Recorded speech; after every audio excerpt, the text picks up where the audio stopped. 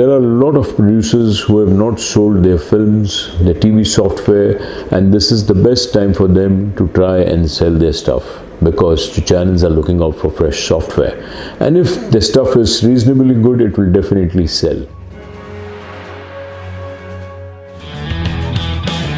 A cinema house with a capacity of 500 packs will be allowed to take in only about 200 packs because of social distancing, and the collections will come down drastically. A big film which used to collect about 100 crores of rupees in first 3 days will now be able to collect only about 40 crores. So the pace of collections, the pace of recovery, exploitation of films will be very slow.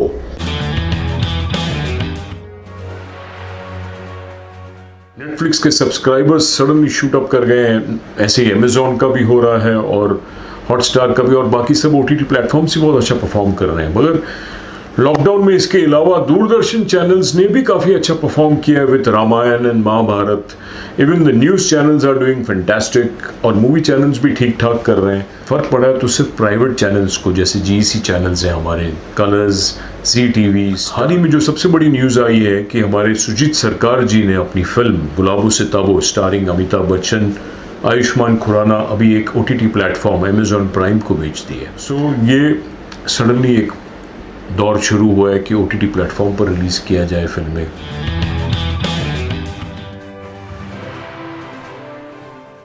जैसे कि Hong Kong में cinema घर शुरू हो चुके हैं, even New Zealand में बहुत से सिनेमा घर शुरू हो चुके हैं with their own terms and conditions. फिर ड्राइव इन थिएटर्स काफ़ी खुल गए हैं ईरान में, यूरोप में, और हाल ही में चाइना में कुछ तकरीबन 500 सिनेमा घर खुले थे मगर फिर बंद हो गए, क्योंकि इन सिनेमा घरों में पुरानी फिल्में दिखाई जा रही थी, और हो सकता है कुछ लोग भी घबरा रहे हैं अभी थिएटर में आने के लिए इस महामारी की वजह से।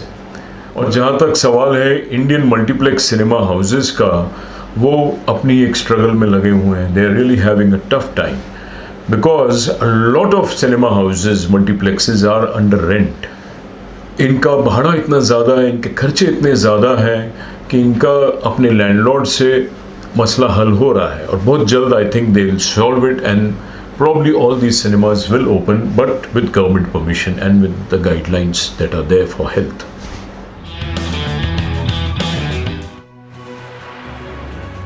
Film shootings have started in some countries, and even this initiative has been taken by Netflix. Netflix, through its appointed producers, have started shooting in Japan, Iceland, South Korea, and some other places. But it's with very limited unit members and with a lot of strict guidelines.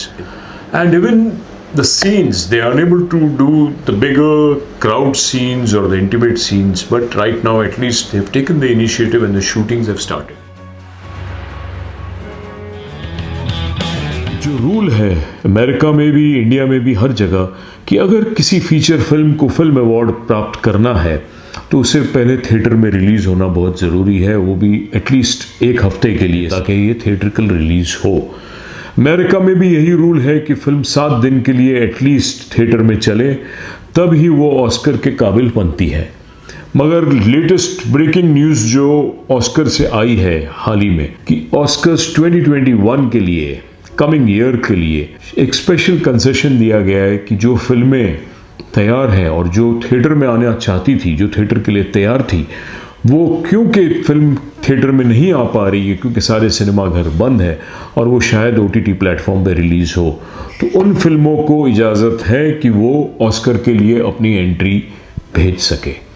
मगर कल जब theatres खुल जाते हैं 2-3 महीनों में, तो इन फिल्मों को पहले थिएटर में आना होगा और तब ही ये ऑस्कर में सिलेक्ट होगी। लेकिन अगर थिएटर्स बहुत दिनों तक नहीं खुलते, बहुत महीनों तक नहीं खुलते, तो शायद ऑस्कर के लिए ये ओटीटी प्लेटफॉर्म पे रिलीज़ होकर भी पास हो जाए। क्या यही फॉर्मूला इंडिया में भी आजमाया जाएगा फॉर फिल्म फेयर अवार्ड्स या फॉर स्क्रीन अवार्ड्स या किसी भी अवार्ड के?